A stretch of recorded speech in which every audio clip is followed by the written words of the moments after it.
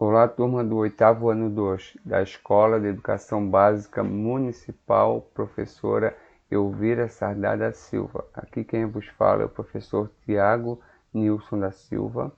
É uma videoaula para explicação do capítulo 12, que tem por título Brasil Império, Crise do Segundo Reinado. Antes de prosseguir e iniciar essa explicação,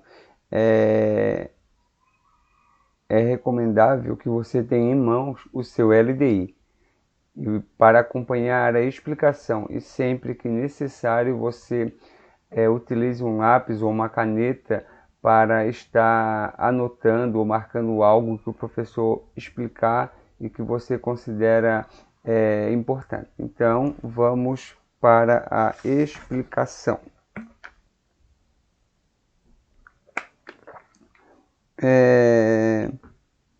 Pessoal, aqui na imagem vai colocar a imagem de Dom Pedro II, né? O capítulo anterior, para quem não está lembrado, esse capítulo, esse volume do LDI, o volume 3, que o professor está fazendo explicação, no capítulo 9 foi sobre, né, o Brasil no primeiro reinado, Brasil Império, primeiro reinado, Dom Pedro I.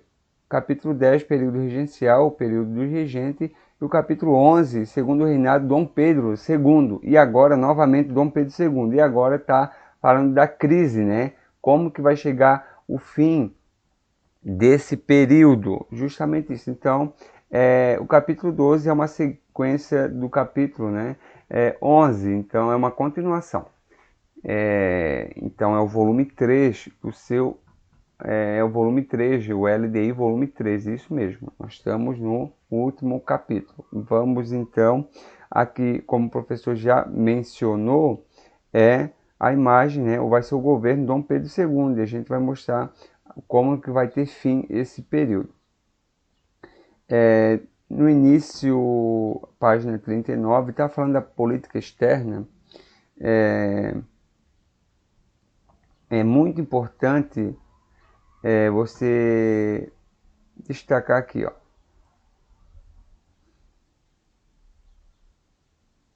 O principal parceiro econômico do Brasil foi a Inglaterra durante esse período imperial, né? Do reinado, desde lá do Dom João, a Inglaterra que geralmente vai estar controlando, vai ser o parceiro econômico, e a gente vai ver que também está relacionado à parte política também, principalmente em questões relacionadas às leis. Aqui vai detalhar, discriminar, né? Os ingleses, eles além de ser compradores, eles vendiam, né? Então eles vão ter esse cenário. Vão ajudar o Brasil nessa parte. Agora vai destacar aqui, o professor vai querer que você destaque no seu LDI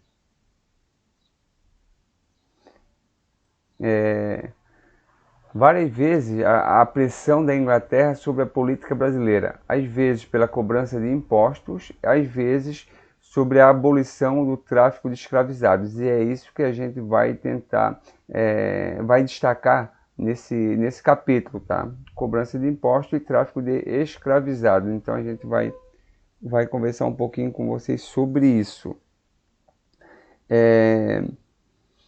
Por que a Inglaterra, professor, vai estar sempre interessada e envolvida no Brasil? A Revolução Industrial que a gente estudou, né? Estudou lá no volume 1, né? O primeiro LDI que a gente estudou ainda quando estava... Acho que foi o volume 1, terceiro capítulo, basicamente, o quarto capítulo, fala sobre a Revolução Industrial, né? Muitos produtos e precisava agora de mercados para vender esse produto. E o Brasil justamente vai entrar nesse cenário, né? E aqui vai dizer que os Estados Unidos, que vai ser o alvo, né? O tema do próximo LDI, vai estar interessado também. Além da Inglaterra, os Estados Unidos também. Mas nesse capítulo a gente vai dar a ênfase, né? A influência da Inglaterra no Brasil. Então a política externa foi marcada pela Inglaterra. Então de uma maneira bem simples, tá, pessoal? Conflitos na região do Rio Prata. Isso é muito interessante para compreender o nosso a Guerra do Paraguai, né? Então, conflitos na região do Rio Prata, nada mais isso vai resultar na Guerra do Paraguai. Em torno do Brasil, Uruguai, Argentina e Paraguai havia contextos políticos sociais distintos, né? Diferentes. Existiam rivalidades econômicas entre esses países e tensão nas fronteiras brasileiras. Então, você destaque em torno do Brasil, Uruguai, Argentina e Paraguai, né? Rivalidades econômicas e tensão nas fronteiras. Destaque essa parte e a gente vai entender um pouquinho através do mapa. Olha só, professor, por que o título é Rio da Prata e o que isso vai estar resultando? O Rio da Prata está aqui em destaque, está na tela do seu está na sua tela, página 40 do LDI. Também você pode acompanhar pelo LDI. O professor mencionou aquela guerra da Cisplatina, né? Que o Uruguai acabou se tornando uma república, né? Um país independente. Tem a Argentina. Percebam, entre o Paraguai, a Argentina, o Uruguai e uma parte do Brasil, tudo vai estar em volta de um acesso ao mar. Esse aí é o Rio da Prata. Então, Uruguai, a Argentina e a questão que vai envolver agora é o Paraguai, né? Para o acesso ao mar, dependia do Rio da Prata. E justamente isso, vai ter essa questão política, né? E na política uruguaia, dois partidos disputavam a chefia do país. O Blanco, que estava no poder, e o Colorado. Então, vai ter envolvendo essa questão política, né? Envolvendo essa questão política e os países vizinhos vão se envolver nisso. E aqui vai trazer esse resumo. Ó. A bacia do Rio Prata compreende os rios Paraná e Paraguai. É fundamental para a navegação do Brasil, da Argentina, do Paraguai e do Uruguai. Para os três últimos, é a saída para o Oceano Atlântico. Para o Brasil, facilita a comunicação com o interior de Mato Grosso. Na época do Império Brasileiro, que a gente está estudando, a dificuldade do transporte por terra fazia do rio Paraná a melhor forma de contato com a região centro-oeste. Então, destacar aqui, certo? A bacia do Rio da Prata, que é onde vai dar o conflito da Guerra do Paraguai. Pessoal, a Guerra do Paraguai é um tema que até hoje não tem uma explicação definitiva. Por que aconteceu, qual o objetivo. A gente pode, através da história, colocar o básico, o inicial, né? Mas de maneira profunda é difícil de saber o motivo dessa guerra. Aqui está dizendo que um problema mal resolvido estava se fazendo referência à navegação da região da bacia do Rio da Prata, que o professor acabou de mencionar aqui em cima, né? Compreendendo os rios Paraná e Paraguai. Então, o principal, né, problema vai ser em torno disso, tá certo? Então, a navegação da região do Rio da Prata, destaque no seu LDI. E justamente isso, o Rio Paraguai, as fronteiras do estado de Mato Grosso, né? É justamente isso. Agora, esses países vão envolver na questão política, né? No Uruguai, né? A aproximação da Argentina, do Uruguai, né? Aí o Paraguai vai se envolver nessa questão política e vai chegar ao ponto, olha só, que o presidente paraguaio vai prender o navio brasileiro. Olha só, vai prender o navio brasileiro e também vai invadir as terras de lá da província de Mato Grosso. Então ele vai estar praticamente iniciando esse conflito, né? Prendeu um navio brasileiro, invadiu o território e vai então, quem vai iniciar essa guerra vai ser o próprio Paraguai. E o Paraguai vai declarar guerra à Argentina, o que levou o Brasil e o Uruguai se unirem, né? Então vai ficar conhecido como Tríplice Aliança, né? Vai se unir Argentina, Brasil e Uruguai contra, né? 3 países contra o Paraguai. E aqui vai destacar também o resultado, né? O resultado que o Paraguai, logicamente, né, vai acabar levando a pior, né? Vai perder, né? 3 países contra um, né? Vai perder e vai mais de 50% da sua população masculina adulta foi morta. E a Guerra do Paraguai ela vai durar até 1870. E aqui vai ter uma polêmica dizendo que muitos escravos, né, participaram nos combates e se alistaram, né, com a promessa de se houvesse a vitória, né, eles seriam alforriados, isso é, eles ganhariam a liberdade e deixariam da condição de escravizados. E aqui que vai surgir o problema. Professor, mas o que motivou realmente? Qual é o grande interesse? Por que teve essa guerra do Paraguai? O professor falou da invasão, né, da prisão do navio brasileiro, da invasão lá no Mato Grosso. Mas por quê? Aqui está dizendo, na primeira parte já diz, né? O grande culpado é o Paraguai. Aqui já começa, né? O grande culpado é o Paraguai. Por isso que o nome da guerra é Guerra do Paraguai. Então, já diz que o culpado é o Paraguai. Mas agora vamos entender um pouco a raiz dessa guerra. Por que o Paraguai fez essa guerra? Por que o Paraguai prendeu o navio brasileiro, invadiu o Mato Grosso, a província, né? Aqui diz que estava interessado em expansão territorial. O presidente Solano Lopes ele estava querendo aumentar os territórios do Paraguai. Então essa é a primeira versão, né?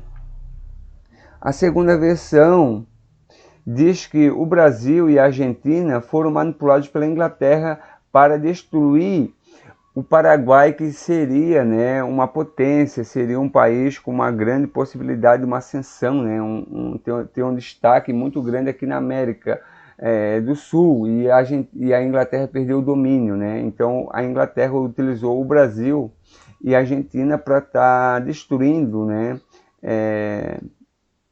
o Paraguai, que não estava alinhado com a Inglaterra. Então, segundo eles, a Inglaterra que manipulou, né, o Brasil para isso. E terceiro vai dizer, vai neutralizar a Inglaterra, vai dizer que realmente, né, que o Solano Lopes, né, o Paraguai, ele queria crescer, queria estabilizar a parte política, territorial, e realmente ele estava interessado em dominar a região do Prata, né? Então vai estar com essa versão. Então é um tema muito polêmico e até hoje não chegou a uma conclusão, mas é muito interessante você estar tendo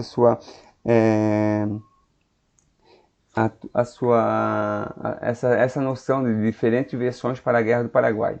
Aqui vai dizer novamente que a Guerra do Paraguai foi essencial para o fortalecimento e reconhecimento do Exército Brasileiro, pessoal, muito interessante. E também as consequências da Guerra do Paraguai vai ser o fortalecimento, né, do movimento da abolição, né, da escravatura, né, esse que a gente vai tratar. Mas a guerra, enfim, não é nada positiva, mas no Brasil acabou tendo, das poucas guerras que o Brasil participou, né, praticamente essa vai ser uma grande consequência que a gente vai estar detalhando agora. Movimento abolicionista, que são os movimentos que vai resultar, né, oficialmente foi 13 de maio de 1888, né, quando a princesa Isabel, através da Lei Áurea, né, que a gente vai ver daqui a pouco, né, mas a gente vai ver que isso foi uma conquista de vários anos, né. Vai dizer que os primeiros, né, que fizeram esse movimento para ver a libertação, né, dos escravos, né, por lei, eram da elite, né, eram antigos funcionários da coroa portuguesa. Isso que é muito interessante, pessoal. Isso que é muito interessante.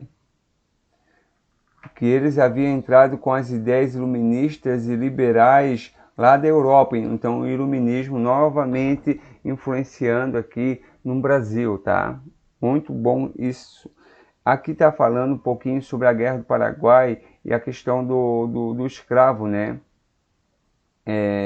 Aqui está falando que os escravos que fossem para a guerra, né, teria essa possibilidade de ganhar a liberdade, né, uma promessa, né, e muitas vezes os senhores, né, para não irem, não mandarem seus filhos, mandavam os escravos. Então, e tem gente que fala que a guerra do Paraguai foi para matar os escravos, né, e acabaram muitos morrendo em conflito. Vamos tentar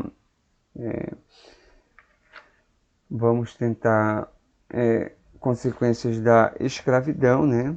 Aqui está falando depois de 350, página 44, tópico isso.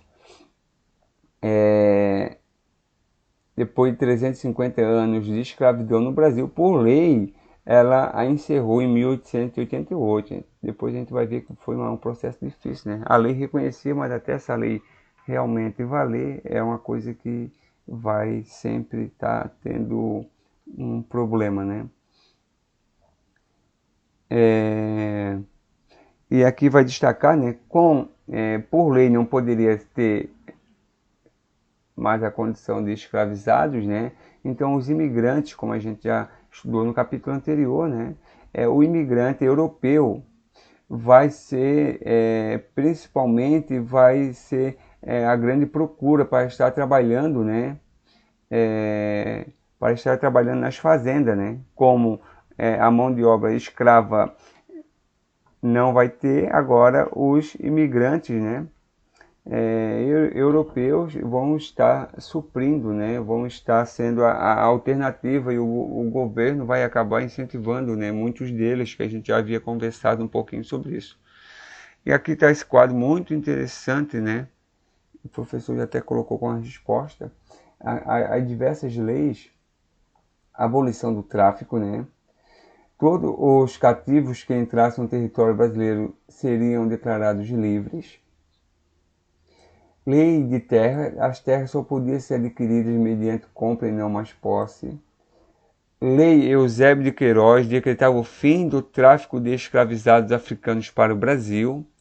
Lei do ventre livre, que foi bem no contexto da Guerra do Paraguai. Os filhos de escravizados seriam considerados livres. Lei dos sexagenários, liberdade para o escravizado com mais de 60 anos de idade. E, finalmente, 1888, Lei Áurea, né? Abolição da escravatura no Brasil. Então a gente percebe, né? Uma, duas, três, quatro leis, e esse processo vai construir e vai finalizar por lei, né? E a consequência, a partir dessa data, estava abolida a escravidão no país. A questão seria o destino dos libertos na sociedade, né? Por lei, mas a gente vai perceber que, de fato, integrar o escravo, né? Os afrodescendentes, os africanos no Brasil é uma tarefa que até hoje não tem tido tanta aceitação.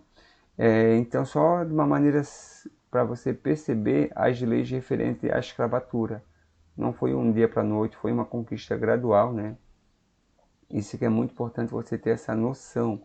E também a gente vai ver que não foi nada de uma conquista, né? Que até hoje é algo difícil de estar percebendo isso. Na página 46 tem sobre a questão indígena durante o Império Brasileiro. Aqui é muito interessante, pessoal, que durante esse período, né, eles vão querer fazer o índio, né? O índio não vai ter tanto interesse, né, por lei, por nada, na verdade. Eles vão querer que o índio se torne, né, um europeu. Eles não vão querer que o índio continue com o seu modo de viver, de vida, e a visão europeia e brasileira sobre os povos indígenas era marcada pela divisão desses povos em duas categorias: civilizado e selvagem. O civilizado é o indígena assimilado, aquele que vive de acordo com a cultura europeia. O selvagem é aquele que rejeita os padrões europeus e vive com seus próprios valores. E aqui tem a imagem, né, destacando, né, um índio vestido como um europeu e um índio que não continua vivendo do seu modo, né? Isso que é muito interessante destacar, né? Perceber que realmente é algo que fizeram e hoje fazem. Eles não aceitam a condição de vida, né? Não aceitam o modo de viver dos índios. Eles querem que os índios vivam como os europeus, como então se índio tem seu modo de vida, por que vão se alterar? Por que os europeus não alteraram seu modo de vida e passaram a viver como os índios? Então, só para a gente perceber que a intenção era que os índios vivessem como os europeus. Tem a questão religiosa também, tá, pessoal? O Dom Pedro II vai entrar em conflito com a Igreja Católica, ó, a questão do padroado, né? Que vigorava, né? Que o monarca sobre a Igreja, né? No momento que o imperador poderia decidir as leis da Igreja, poderia estar indicando, né? Um bispo, alguma coisa assim, mas vai ter um grande problema, né? Que os padres ligados a Roma vão estar criticando, né? Dom Pedro II vai entrar em conflito, né? Vai estar em conflito e vai perder o apoio da Igreja Católica. Dom Pedro II vai perder o apoio da Igreja Católica. É muito interessante você gravar essa parte aqui, ó. Nesse período, a Igreja Católica e o regime monárquico entraram em conflito. Justamente isso. Justamente isso. Então, apesar da Igreja Católica ser pela Constituição, então a Igreja Católica não vai estar mais apoiando o imperador e vai estar criticando. Tem a questão militar também, né? Com a Guerra do Paraguai, o exército vai ganhar popularidade, vai ganhar um apoio do... Até separei aqui, ó, vou separar essa parte aqui, ó. Aos poucos o governo foi perdendo apoio dos grandes proprietários, principalmente do cafeicultores do Vale do Paraíba, os quais reivindicavam indenização pela abolição da escravatura. E com isso, eles voltaram-se contra a monarquia. E o exército vai ganhar o apoio. Em outras palavras, o Dom Pedro II vai perder o apoio da Igreja Católica, vai perder o apoio dos grandes proprietários, porque eles perderam os escravos e o imperador não acabou ajudando eles em nada. E eles não vão apoiar também o Dom Pedro II. E agora o exército vai estar sendo, né? Não vai também, o exército ganhou destaque na Guerra do Paraguai e o exército vai contar com o apoio dos ricos comerciantes ligados ao café. Então a gente está vendo que realmente Dom Pedro II perdeu o apoio, tanto militar, que é do exército, também da parte religiosa, que é a Igreja Católica, né? E também da elite, né? Do café, do pessoal rico, que é os grandes proprietários. Então ele vai estar perdendo o apoio. Final disso, em novembro, 15 de novembro de 1889, militares tomam o poder e a República foi proclamada. Olha só, é isso mesmo. É isso mesmo que você acabou de escutar. É uma lógica que ia acontecer isso, né? O desgaste, e vai ser, futuramente a gente vai estudar sobre o período da República. Então, em 1889 vai acabar esse período da monarquia, né? Esse período do Brasil conhecido como Brasil Império, né? Dom Pedro I, período regencial, o período do segundo reinado, o primeiro reinado, né? Que a gente estudou, vai acabar em 1889, fruto do desgaste da figura do imperador. Eu vou retornar para a página 38 para estar encerrando essa videoaula.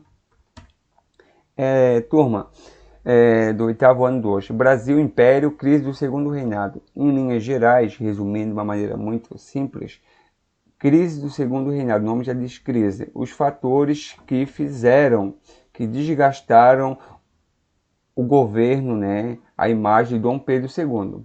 Primeiro foi a Guerra do Paraguai. Segundo, a abolição da escravatura, né, e a questão religiosa. Perdeu o apoio da Igreja Católica, perdeu o apoio dos grandes, os proprietários, a elite, né, o povo rico do Brasil, e não tinha também o apoio do exército. E ele vai, né, acabar tendo esse desgaste e vai ser proclamada pelos militares, né, com o apoio dos cafeicultores, a República em 1889. E vai dar fim a esse período do Brasil Império. Um grande abraço. Surgiu tem alguma dúvida, anote. E quando tiver a nossa aula de tirar dúvida, você manifeste, converse com o professor ou mande sua mensagem. Um grande abraço e até a próxima videoaula.